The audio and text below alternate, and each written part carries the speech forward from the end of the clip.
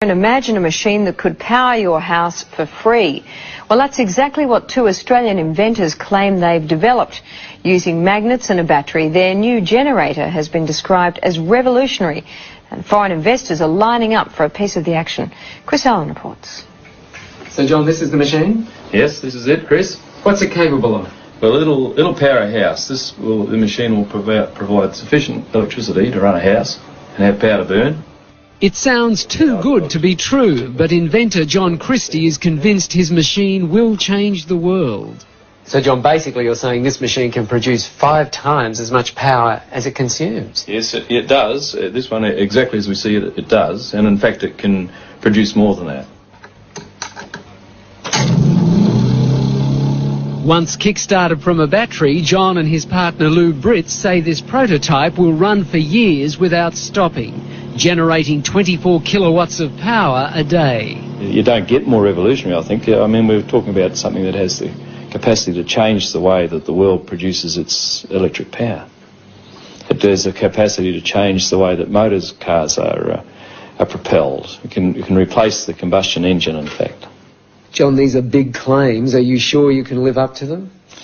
We don't really need to live up to them, Chris. What the technology speaks for itself. I mean, a householder could buy one of these machines and install it in his garage and power his house forever without buying another kilowatt from a retailer. I mean, that's how serious it is.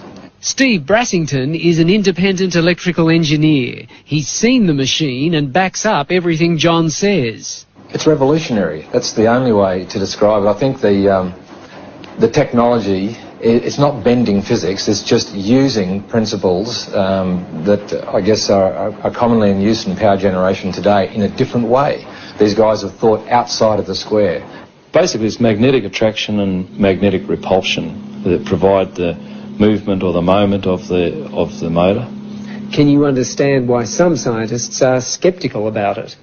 There's no physicist or engineer who has looked at our motor or has looked at our figures who says it doesn't work.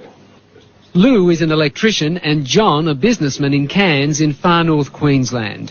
The two unlikely inventors have been tinkering with their machine for 6 years. They've applied for an international patent and have been swamped by people wanting a piece of the action. These are the coils. We mentioned the coils don't get hot. Mm-hmm. Local businessman Alex Roma is one of the many offering money to help develop the generator. If it proves up to be what they say it is, it certainly would be something I'd invest in.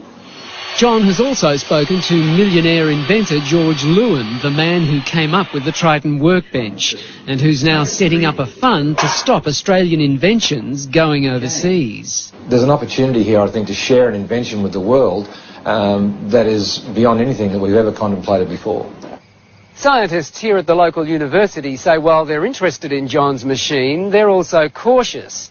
They say if the machine can generate as much power as John says it can, then they will have to rewrite some of the laws of physics.